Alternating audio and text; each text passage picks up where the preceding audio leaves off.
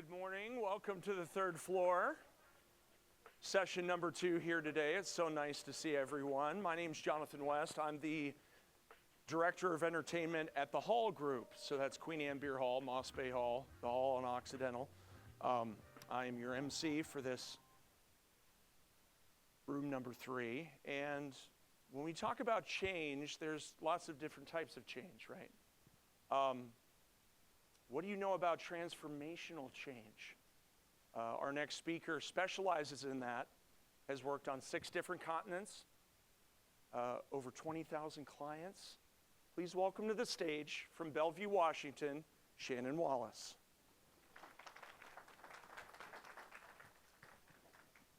Thank you, John. Okay, welcome, and thanks for joining me here today to talk about the ultimate change catalyst. I have been doing this work really since my birth, almost. So I specialize in transformational change. What do I mean by that? And why do I say from birth? I grew up in the bottom 10% of the socioeconomic ladder. So literally, my life could be a testament to transformational change, because I'm in a very different situation than when I was born and how I was raised. So let's just begin there. And then, in addition to that, I have decided in my career to specialize in organizational change and leadership, where these two things intersect. So I come to you today with both personal and professional background as a messenger of hope, an agent of transformation, a guardian of the innocent, because we all start out innocent in new projects, a mother to the lovelies, and a guide for We the Change. Our time together is interactive. You are going to be getting up, you're going to be talking to some of your peers in the room. It's going to be fun. You're going to learn a little more about yourselves and how you're able to bring more people on board with your ideas. When you want to launch a big idea, you have an event that you're trying to create. You are trying to get your organization to buy into something new that you want to start. You're going to get a little help on how you get that started, how you think about it, how you communicate about it. So let's begin. First, we're going to talk about something, maybe our slides showing up? Okay, these are intro slides. There we go. That's where we're going to begin. We're going to talk about the ultimate change catalyst. This is the DVFR Formula for Change. So what does this stand for? Well, it's a bit like a multiplication equation. So how many of you in this room just loved math when you were growing up? I see just a couple of hands here. And so I want you to know this is a metaphorical multiplication equation. You will be able to follow along. So the concept here is that we have to have dissatisfaction of our current state times vision of our future times first steps that will close the gap between that current state and our vision to overcome what's called resistance to change. So like a multiplication equation, if any one of these things is a 0, the product is 0. We don't overcome resistance to change. So I want you to think about and remember, think about a change that you wanted to start. Maybe it was an idea you had for your organization, or maybe it was something personal. And as you began to work on it, you just kept getting stalled. It wasn't moving forward. You couldn't get the traction on it. Remember that one. Now, what was missing? Were you truly dissatisfied with your current state? Was your vision of what you wanted to create clear in a way that you could communicate it with others? Did you know what your first steps needed to be to overcome moving from that current state to? I suspect one of those was missing, or it was a very light signal, and so you weren't able to overcome resistance to change. Now, let's contrast that. Think about something that you did accomplish. Maybe you started a podcast. Maybe you just lost some weight or ran a marathon. Or maybe it was something at work that you were so proud that you got off the ground. Now remember, was the vision clear? Was there some dissatisfaction in the current environment with that current state? Did you know your first steps to get moving, to overcome some of that resistance? I know that all three were present. So you can see it for yourselves when you remember these moments, that you have to have all three present. And it is literally that simple. I have literally researched, not personally looked at them, but when you go and research transformational change, you will see over 3 million websites emerge. Everybody is saying the same thing. You just cut through the noise, and it is always about you need some dissatisfaction, you need a vision, and you need first steps. So, how do we get there? Well, let's think about some business case examples. First of all, how many of you remember Kodak? Okay, what was Kodak? Just shout it out. What do you think of them as? What kind of company? Film and paper, right? You might be surprised that Kodak, now a sliver of what it once was, had the first digital camera. It had the equivalent of the iPhone. And why didn't Kodak jump on that? Because Kodak didn't have enough current state dissatisfaction. Kodak thought, oh, we'll cannibalize our market if we move into this digital camera space. How short-sighted, because what actually happened? They don't basically exist anymore. Now, I know everybody knows Coca-Cola in this room. It'd be highly unusual if you didn't. Early in my career, back in the late 90s, I worked for Coca-Cola. I moved with Coca-Cola from Atlanta, Georgia to Vienna, Austria to be the chief of staff to the president of Central Europe and Eurasia. I moved November 16th, 1999. 2 weeks after I moved, and my husband, by the way, left his job at Accenture, I found myself in Vienna, and the board had just fired the CEO of Coca-Cola back in Atlanta.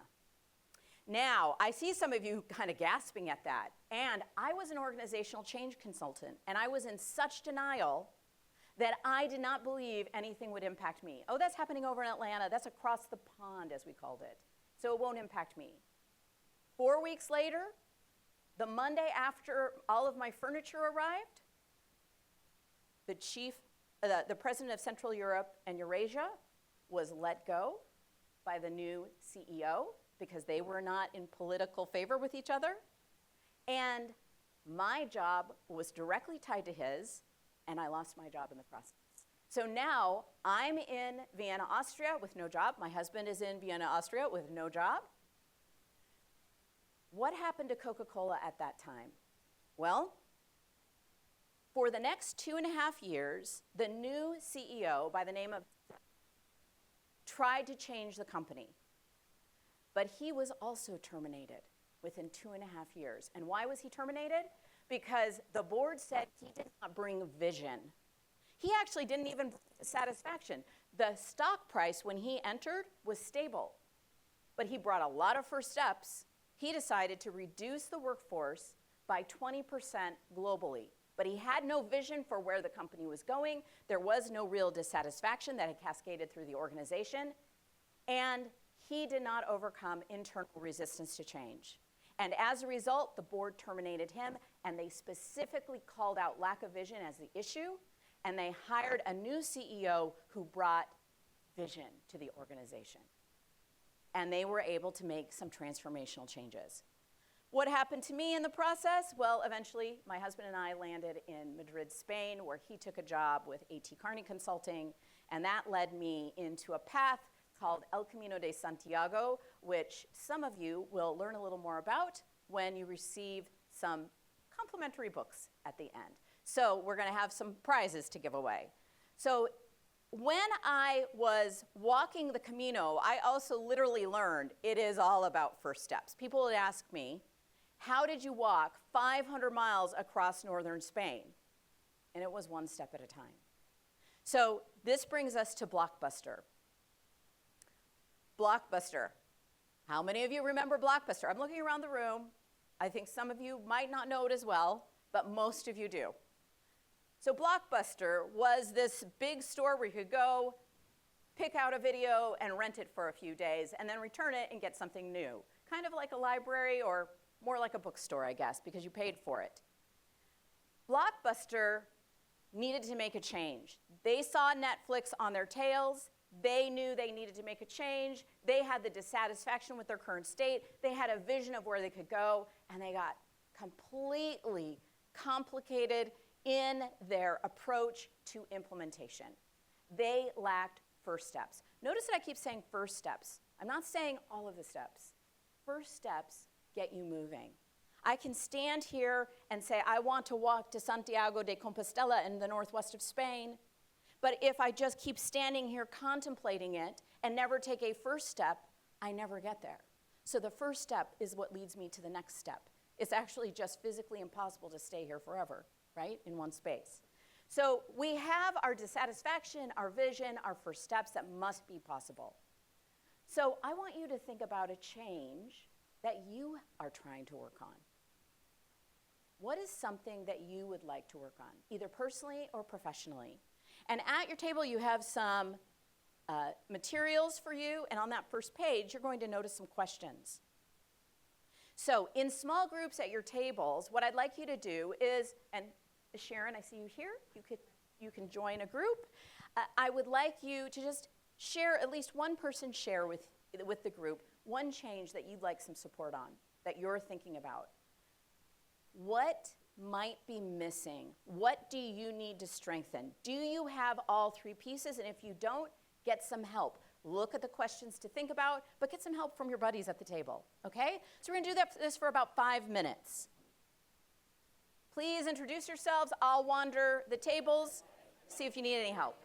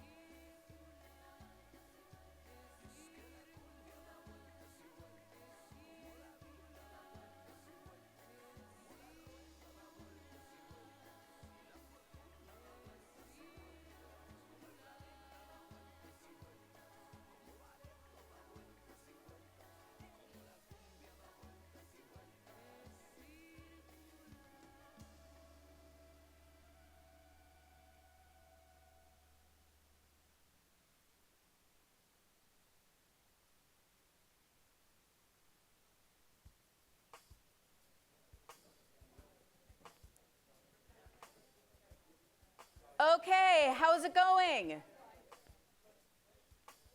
So you're getting started on your change. That's exactly what we want to see. I'm going to be honest, there are a lot of people who specialize in doing change work, and I think we make it more complicated than it has to be. When we can break it down into the smallest components like D, V, and F, we can get so much insight into what we need to do to overcome other people's resistance and sometimes even our own resistance. Because sometimes we really want something, but we're just not dissatisfied enough to take the steps to move forward. So I think when we keep it simpler, you will find that it becomes a little easier. And that's what I really want to impart with you today. It doesn't have to be as hard as you think. You just need to get some momentum going.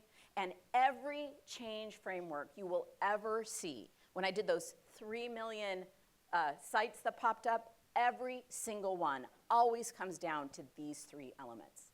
They can make it more complicated for you, but if you only focus on these 3 things, you are so much further ahead, and I also believe you will overcome not only your own, but others' resistance to change. So let's just do a quick, any questions on this piece, because we're going to move on to your own individual change style in a few moments.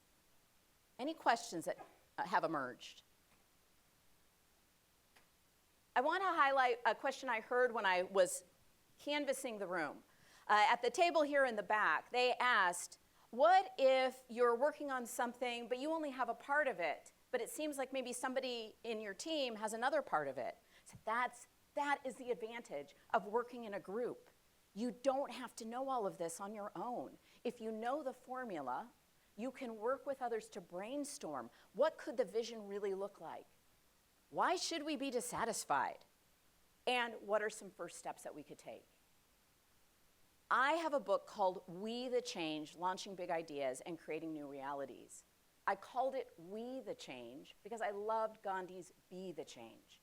If you want to see change in the world, you have to embody it. And yet none of us go it alone. We are not an island, and so we the change. That's what we do. Together, we create change together collectively. And so another element to think about that we're going to add on to this is something called the universal response to change. Some people also refer to this in the original foundation of its work, the Kubler-Ross change curve. And it's related to work on loss and grief. Multiple stages exist, but she's broken it down. Elizabeth Kubler-Ross broke it down into 6 primary steps. When we encounter a change, with that change, even if we're excited about the change, like, for example, having our first child, getting married, moving into a new home, starting a new job, there's always something we're leaving behind. So, I have my first child, I let go of some of my individual freedom. I move into a new home, and most likely I'm leaving some of my old neighbors and friends behind. Every change has a sense of loss, and that's what we tend to resist. So as we move into change, we start with a little bit of denial, like I did when I was at Coca-Cola and thought, that won't happen, nothing's gonna happen to me because that's happening in Atlanta. And I was an organizational change consultant, mired in the Kubler-Ross change curve. Next step that comes is anger. Can you imagine how I felt once I realized this is actually happening to me, and my husband gave up his job, and now we're stuck in Vienna, and what are we gonna do? And we wanna try to stay in Europe, and this is crazy. How could this have happened? But from anger, we move into something called bargaining. Bargaining is your first indicator with others and yourself that you've started to accept this change. You're just trying to work out a better deal for yourself. So the deal I worked out at Coca-Cola was to go to human resource and say, you know, I know they're trying to reduce the global workforce by 20%, and normally the role that I came into would have been somebody who came from a kind of corporate marketing or a corporate finance background, but you guys selected an organizational change consultant. How could I help out to make this a little more palatable and help people with the transition that they're going through? So I was able to stay in Vienna with my husband for about 6 months, helping people navigate the change. Because in that Vienna office, where the corporate headquarters were, they didn't let go of just 20%, they let go of 90%. Imagine a reduction in force of 90%. And so my husband got involved in it as well. He has an executive search background. He helped people with their resumes. We helped them learn how to interview. We helped them to think about what vision they wanted to create for themselves. And I will say that they walked away more uplifted and proud of the transition they went through versus what I knew was happening with many of my friends in Atlanta who were stayed in what I call the pit of despair, that place between bargaining and depression.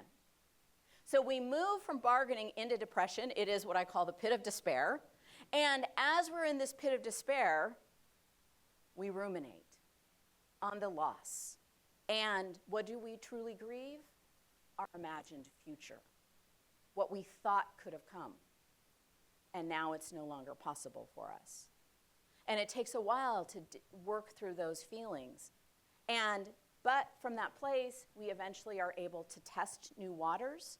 We can't stay stuck forever, and maybe we find that new job. We get used to endless sleepless nights with that first newborn. We get ourselves adjusted in our new home. We launch the big idea at work, and we develop new capability that will be with us forever. So that's when we come to acceptance. So I want you to think about the change you were just imagining, the one that you want to launch and you're not quite there, you're not able to yet. Where do you find yourself on this universal response to change? Because even as you're trying to launch something new, you're going to let something go. So where do you find yourself? Do you find yourself in a little bit of bargaining where you're thinking, how can I make it better, more palatable? Are you feeling like, this has become so hard. I don't know if we're ever going to get over the hurdle and get people on board? Have you started testing the waters? So just notice for yourself where you're sitting. And now we're going to add on another layer. We're going to talk about your individual response to change, and we're going to get back into working with our groups, but in a slightly different way. So I use something called the Change Styles Indicator. It is an assessment that takes about 10 minutes online.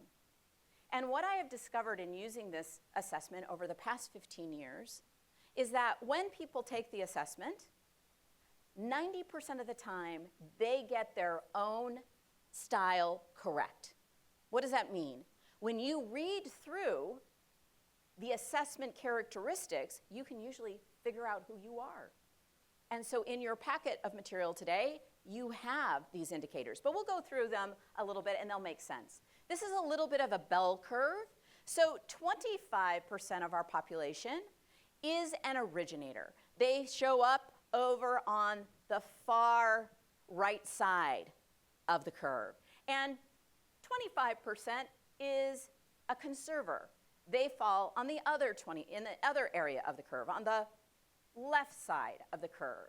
And in the middle are our pragmatists. So our originators, they love to blow things up. They love change that is revolutionary and change for change's sake. How many of you know people like that? Like, you've just changed something and they're like, oh, but we got to do this other thing now too. Then we have our conservatives who say, whoa, wait a minute. I think we got to rethink this. We don't want to throw the baby out with the bathwater. Let's make sure that we really get our best practices in place. We're moving a little too quickly. Conservers like change that's more evolutionary, okay? They want it to be incremental. How many of you know a conserver? See people like that, okay? And then finally we have our pragmatists, 50% of the population. They like change, it's okay. They just want it to be practical. They want you to be able to implement it. If you can't implement it, then forget it. Why would we even invest the time and energy? So just notice, right now, you're already probably seeing a little bit of yourself in one of these. And they're not always perfect. So, you might be an originator with some pragmatist tendencies, or a conserver with pragmatist tendencies, or a pragmatist with originator or conserver tendencies. But you kind of know where you lean. So as we think about each one of these, just know that when facing change, our conservers can be cautious, very practical, they want structure, and if you're a pragmatist or an originator, you might see them as appearing cautious and inflexible. They're just getting in the way. But what are they bringing? What's the upside of the conserver? They're making sure that you don't lose the best practices. They're making sure that you don't lose those pieces that define your organization. They help keep the structure in place. Our pragmatists, well, here's the thing. The pragmatists, they're great at exploring the structure. They are great at making the plan. They will make sure this gets done. And to both originators and conservatives, they can seem very wishy-washy. Why can't they make a decision?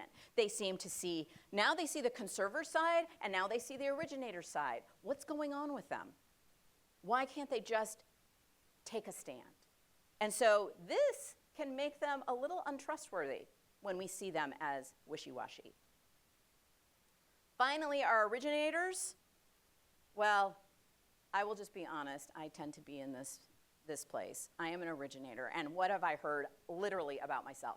Ooh, you're visionary, Shannon. You have exciting ideas, and you're kind of disorganized. You can be a little chaotic, and could you just kind of pull that in so that we can think more clearly? And before you're ready to jump into the next thing, could we just finish this last thing?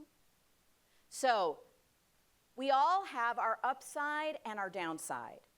So what I'd like you to do now is think about who you think you are. You can read a little more in the packet, or you can just say, I've heard enough, I know where I probably stand. And what I'm going to ask you to do in just a moment is to identify who you are. Now, looking at this as if you were looking at the big arch, if you are a conserver, you're going to come stand over with these tables. If you are a pragmatist, I'm going to ask you to come to the front of the room right here. And if you are an originator, you're going to go into that corner over there. So I'd like you to vote with your feet. Where do you think you fit? And it stands to reason that we're 25, 25, 50. We might see that represented in the room. So there might be a large cluster up here in the pragmatist space. But we'll see. Okay? So before I ask you to do that, I just want to see what questions you might have. Any questions before we get you working together? Yes. Oh, hold on. A microphone for you. Well, we'll put it on. What if you feel like you fit in between two? Like you don't necessarily fit in one fully, don't really fit in the other one fully, but you can see a combination of both.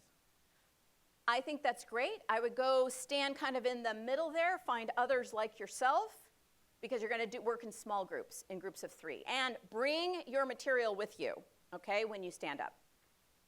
So you just choose. Go to that area, go between here and here, or here and here. But it is very unlikely that you're both a conserver and an originator, okay? Certain areas again. Yes. So conservers are going to that back table right around here under the light. Originators are essentially going to be in the table under this light over here, and pragmatists are right here, okay?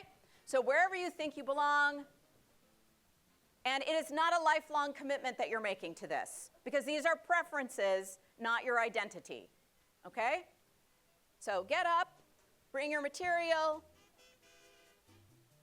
and move into your spaces.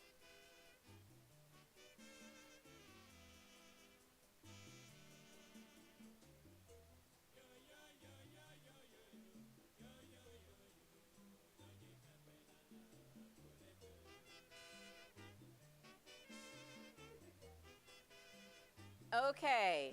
Oh, so do we have any conservers in the room? We got one conserver. Anybody else think they're a conserver? Conservers are over here. Oh, no, these are the originators. I'm sorry. The conservers are over here. Did I flip-flop? What do we have over here? Sorry, originators. I apologize. Originators. Conservers. Where are the conservers? We've got at least 2. Awesome. Okay. And who are our pragmatists? Okay, and how many of our originators? All right. So what I'd like you to do is form small groups of 3. Okay, I'm going to ask you to do this in just a moment. When you form the small groups of 3, I would like you to talk about what you notice in yourself that fits with this, and then what irritates you in the other groups, but what is the upside from your perspective of what you could learn from them. So my goal here is for you to think about the change that you're trying to create right now, and notice where you land, but also notice where others land, and what could you do to make them more comfortable with your change. So what do you like about yourself? Why do you fit here? And then what irritates you in the others? And given what's irritating you, look in the material that I gave you for some tips to engage them more productively. Okay? Any questions? All right. Form a group of 2 or 3. Form a group of 2 or 3.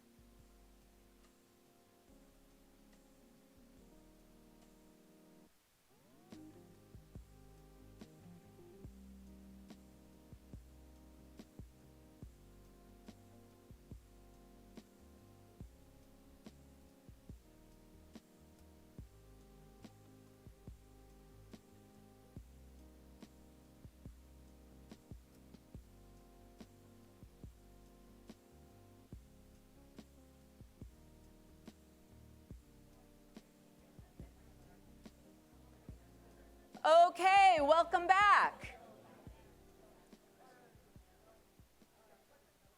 Feel free to take a seat.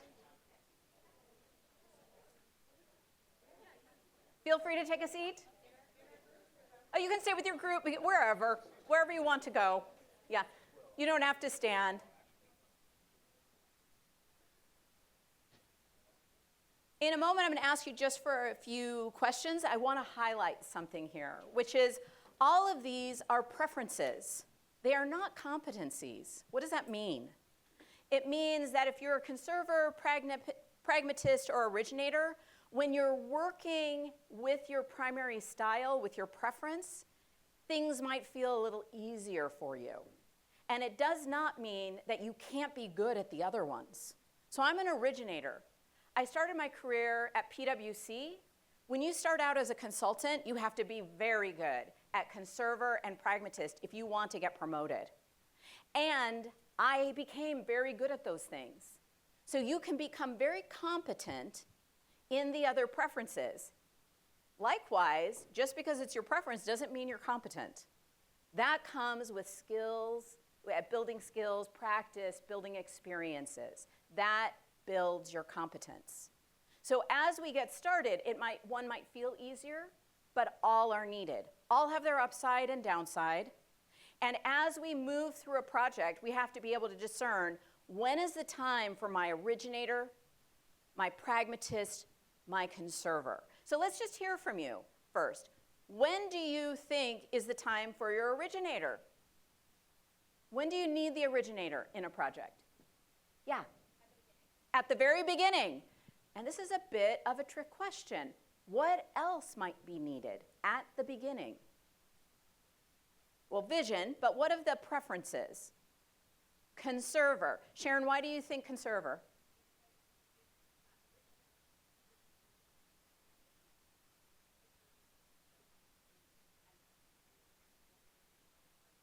Right, and they might have missed it. So in case we didn't pick that up on microphone, conservers might pick up things that we might miss at the beginning, that the originator will miss. And before you get too far down the path, wouldn't it be nice to know what they are aware of? What are the potential risks that are emerging? How could we mitigate for those risks up front? So if you're doing brainstorming, you want your originators there and you don't want to filter them. Just allow them to brainstorm. But a brainstorming session is usually no more than an hour. Then bring your conservers in and say, what are you concerned about? Ask your pragmatists, do you think it's possible? What would we need to make true to make it possible? So you need a lot of originator energy in the beginning, and you don't want to bypass the other two preferences. When do you think your conservers play a big role? What do you think, conservers? When do you play a big role in a project? In the middle, and say more. Why?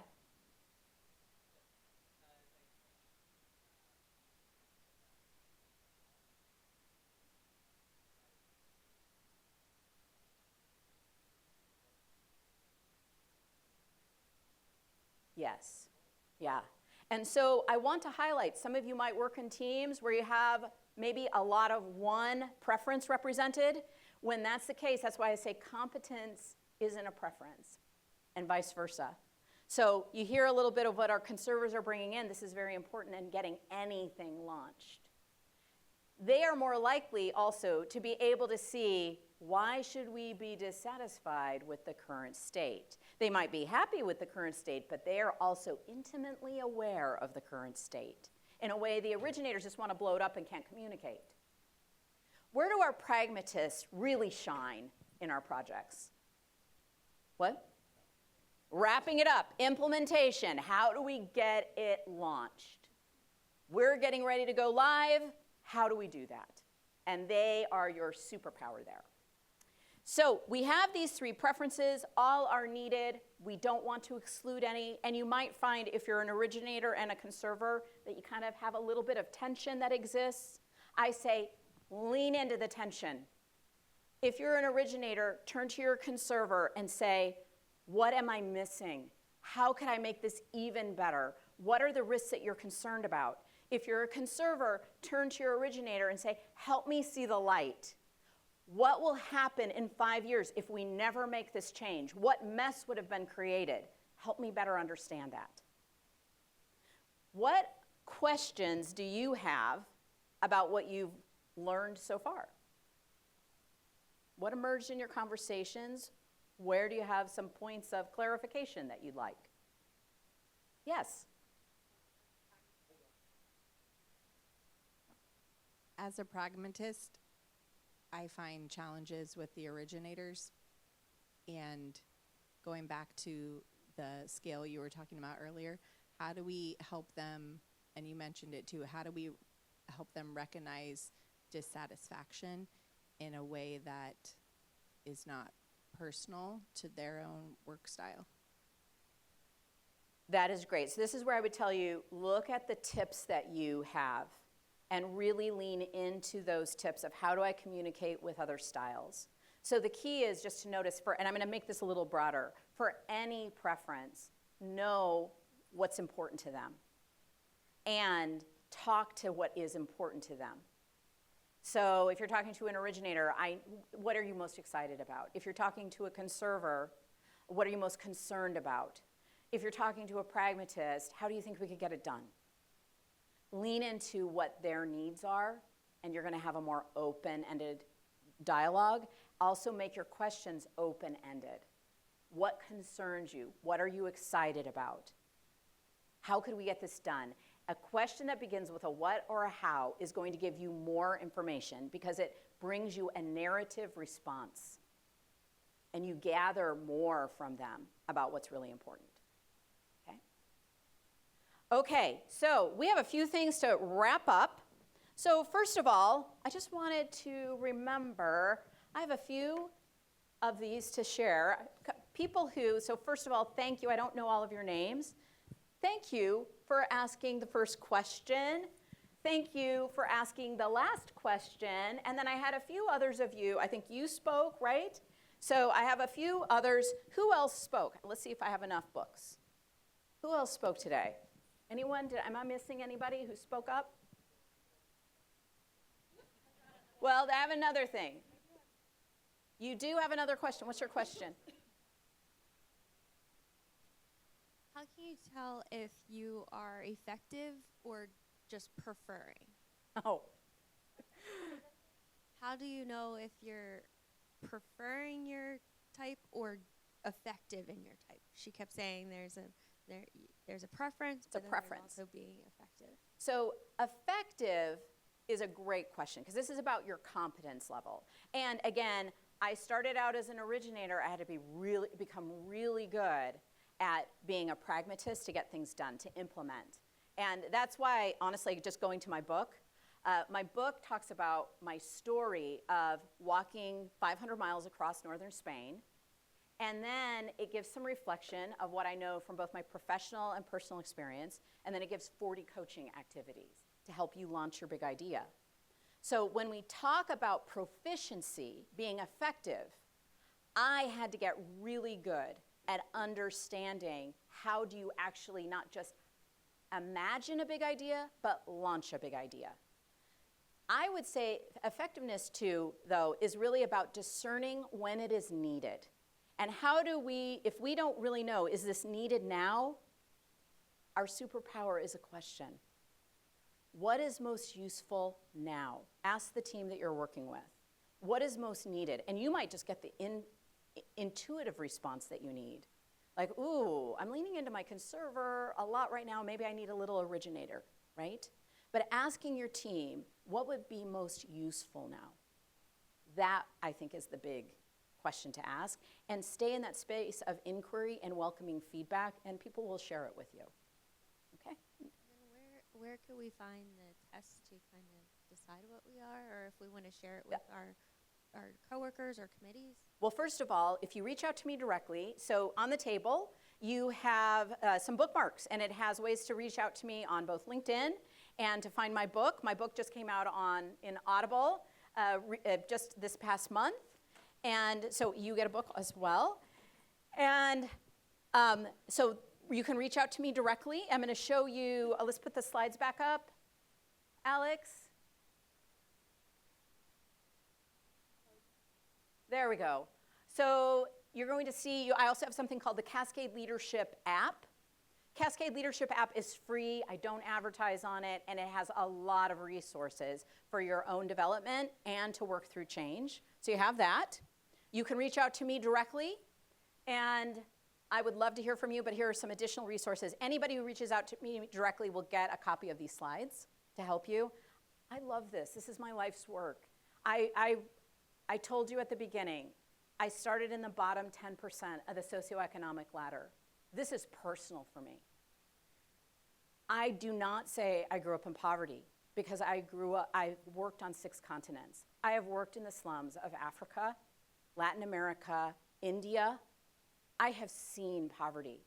I was privileged by being born in the United States and having access to an education, health care, nutrition, housing. So I grew up privileged in comparison to what I've seen. And I really believe anything is possible. You can have the life that you want. You can launch the project that you want to launch. Anything is possible. So I love this. Reach out to me. I do also offer scholarships for coaching for people who come from what is known as first generation and lower income backgrounds. I am that. So first generation in your family to go and graduate from college, and or you may have come from a lower income background. So I give scholarships for coaching, so please reach out to me if that's of interest to you. And final book. Okay. June 1st is the 15th year anniversary of Cascade Leadership. Who has a birthday closest to June 1st? June 25th. Anybody closer than June 25th? May or June? And sold. Okay. For anybody, I have 2 more books. I'll explain in a moment. For anybody else, for anybody who gets a book from me, I have already signed them. If you'd like them personally inscribed, please just come to me after. I'll be back in that table over there, and I will inscribe it for you. And I will tell you, I'm a very spiritual person, so I ask the Holy Spirit for your lesson. And the lessons you can see on the bookmarks, but it will be a personal inscription for you, okay? A little more about where to find me. Oh, those are some fun facts. We'll go past that. Again, the app, the book, and here's a little more information on me. I have 2 more books. These books are really special to me. They came out in October, and I have a story in here. It is a story about my mother. The story is about how she enabled our family to survive during my childhood. What is special about her? She was an artist. She didn't have a college education, but she made our family work. The book is called Lives Lost and Leadership Found. And the reason I brought it today is you might be grieving, or somebody you know might be grieving. And if that's the case, I would love to share these books that talk about the neuroscience of grief, how it relates to leadership, and then it has about 30 stories in here, personal stories of people who have lost somebody. My mother's story is the only story in here of somebody who is still living. So why did they decide to accept it? Because if any of you have suffered with somebody who has Alzheimer's or dementia, you know that you have lost them long before they actually leave the planet. So I wanted to share that change also is impacted by loss. And if just raise your hand and we'll do, it could be for you or somebody that you know, but I would like to give 2 of these books away as well. So I have 1 for, let's see if we have anybody else. So I'm gonna go, 2 people who've already gotten books. So I'm gonna give 1 away. Is there anybody else before I give this one?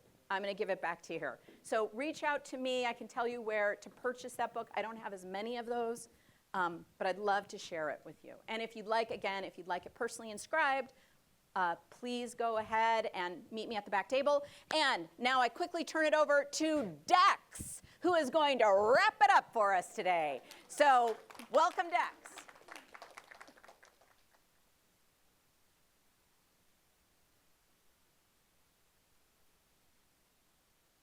Hello. Hey, how you guys doing? That was incredible and also inspirational. Thank you, Shannon. Appreciate that. Yeah. So my name is Dex McBean, and I'm from a company called Event Wrap. And what's been happening is, as we've all been sitting here and enjoying Shannon's talk, I've been sitting in the back, taking notes and turning them into a song. So this song is curated and inspired entirely by this group. It didn't exist 45 minutes ago. I've never rehearsed it. I don't remember much of what I wrote down, but we're gonna have fun with it, and we're all going to, get a quick wrap up, right? Ready to go? All right, let's go. I have my people in the back, DJ Kyle, producer Alex. Yeah. Life is how you balance it, challenges, and the way that you manage it. Stuff that goes wrong in the way that you handle it. You can finish things if you started it. Be the change catalyst. Life is how you balance it. Challenges, you manage it. Stuff that goes wrong in the way that you handle it. You can finish things if you started it. That'll make you the ultimate change catalyst. Shannon Wallis is Cascade Leadership, founder and president, change activist. First of her name, she's flipping the game. Got the equation to eliminate resistance to change. She's out here and she's making a splash. The formula to overcome resistance. If you're bad at math, your dissatisfaction of your current state, a better vision for the future you'd like to create. The first steps that you'd like to take, and that's basically how you solve resistance to change. Change is something you first create in your mind. That's how you walk northern Spain, one step at a time. You get the drive. If you don't got a car, D times V, you eliminate the R. Nah, none of us is an island, so why would you sit here and suffer in silence? Navigate the success just by how you find it. No need to go alone into the flame, cause we can do it together, just like Gandhi. Why? Because we be the change. When it comes to it, we owe much to give. Whether you're an originator, pragmatist, or conservative, no matter where you fall in, the spectrum, how you do it. The key is also seeing the others have contributions, even though you have style preferences. Yeah, each of the other styles have relevance. You can always build the other competence and also have effectiveness. Communicate with other styles and you'll take the lead. If you speak to them about all their needs, build the preference in your proficiency, and you can come through and be all you can be. Reach out to Shannon and you can get the slides, the app, the book on Audible, and all that's cool. Yeah, because this is not just work for her, because it's all so personal, because life is how you balance it. Challenges, you manage it. Stuff that goes wrong in the way that you handle it. You can finish things if you started it. That's the way you become the ultimate change catalyst. Life is how you balance it. Challenges, you manage it. Stuff that goes wrong and the way you handle it. You can finish things if you started it. That's the way you become the ultimate change catalyst. Make some noise for yourselves. Make some noise for Shannon. Thank you guys all. Let's all become the ultimate change catalyst. See her in the back for a personal description on the book. And if you have any video or any footage, please feel free to airdrop or WhatsApp it to me. Thank you guys.